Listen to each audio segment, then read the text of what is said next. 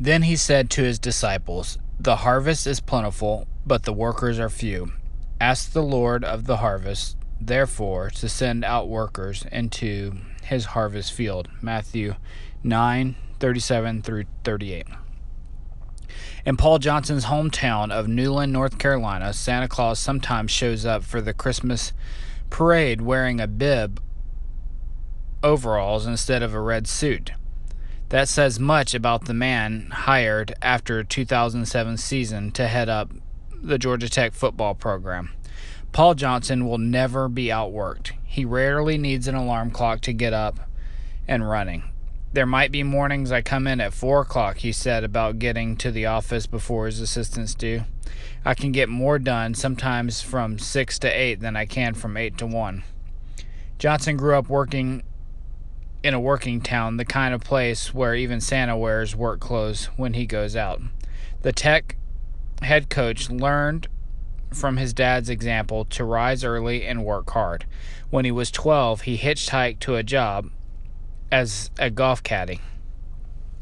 Johnson took that insistence on hard work to Georgia Southern, where he won 2 consecutive Division I AA titles, and to Navy, where he coached the midshipmen to an unprecedented 5 straight bowl games. He won 73% of his games in Statesboro and Annapolis. Johnson's impact on Georgia Tech football was immediate and stunning. The Jackets had a breakout season in 2008, winning 9 games and beating Georgia. They won the ACC title in 2009. In 2014, the Jackets won 10 games and the Coastal Division title, beating Clemson and Georgia. They then whipped 7th-ranked Mississippi State in the Orange Bowl. Johnson was the league's Coach of the Year in 2008, 2009, and 2014. Taz Anderson, who captained Bobby Dodd's 1959 team, said Johnson was a perfect fit for Tech because his offense allows a team to be decent if it plays smart. Working hard and playing smart. Paul Johnson's recipe for winning. Do you embrace hard work or try to avoid it? No matter how hard you may try, you really can't escape hard work. Funny thing about all these labor-saving devices like cell phones and laptop computers, you're working longer and harder than ever.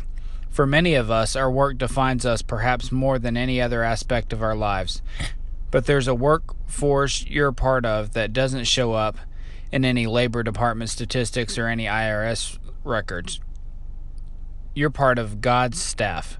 God has a specific job that only you can do for him. It's often referred to as a calling, but it amounts to your serving God where there is a need in the way that best suits your God-given abilities and talents. You should stand ready to work for God all the time, 24/7. Those are awful hours, but the benefits are out of this world. I've always believed that if you put in the work, the results will come. Michael Jordan. God calls you to work for him using the talents and gifts he gave you. Whether you're a worker, it's up to you.